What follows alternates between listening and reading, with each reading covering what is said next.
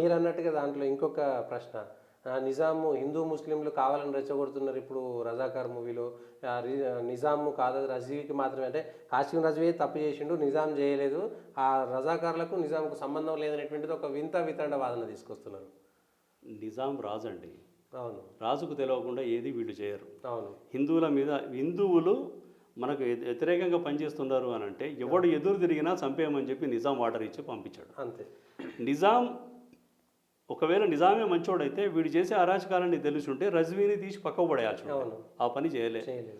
జరిగేది జరగాల్సిందే అని. చేయలేదంటే నిజాం మద్దతున్నట్టే లెక్క. నిజాం ఉర్దూ ప్రేమికుడు, ఇస్లాంను ప్రగాఢంగా నమ్మి విశ్వసించి ఇస్లాంకు వ్యతిరేకంగా ఉన్న వాళ్ళందరినీ కూడా చంపేయమని ప్రాణం తీసామని అనేవాడు. మత మార్పిడి నువ్వు వ్యతిరేకం చెయ్యకున్నా మతాలు మార్పిడి చేయాలి. ఈ మత మార్పిడి జరగకపోతే వాడిని చంపేయండి. ఈ ఆర్డర్స్ నిజాం ఖచ్చితంగా ఇచ్చాడు.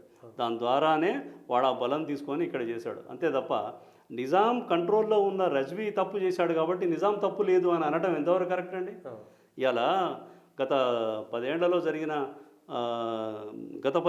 జరిగిన ఈ తెలంగాణ మన రాష్ట్రం వచ్చిన తర్వాత జరిగిన దోపిడీ ఏదైతే ఉందో దాంట్లో ఎమ్మెల్యేలు ఎంపీలు చేశారు, కార్యకర్తలు చేశారు, హత్యలు మండల స్థాయి కార్యకర్తలు చేశారు టీఆర్ఎస్ వాళ్ళు. అంటే కేసీఆర్కి సంబంధం లేదా అంటే ఊరుకుంటామా?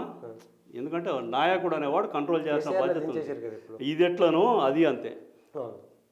ఇది కాబట్టి నిజాం రాజు హిందువుల వ్యతిరేకి, ఫస్ట్ ఆఫ్ ఆల్ హిందూ వ్యతిరేకి, ఎదురు తిరిగిన వాళ్ళను చంపమని, మతం మారని వాళ్ళను కూడా హింసించమని, చంపేసేయమని చెప్పి హుకుం జారీ చేయడం వలన ఇదంతా జరిగింది తప్ప వేరే మారడం కోసం నయానో భయానో ఒప్పించడము, బలవంతంగా హాలాలు పెట్టడము, బలవంతంగా పీరీఖానాలు పెట్టడము, బలవంతంగా సూఫీలను తీసుకొచ్చి ఏదో అంటే మనుషుల యొక్క మనసును మార్చేటువంటి ప్రయత్నం చేశారు. చేశారు. భయపడ్డ ఆర్థికంగా ప్రలోభ పెట్టారు.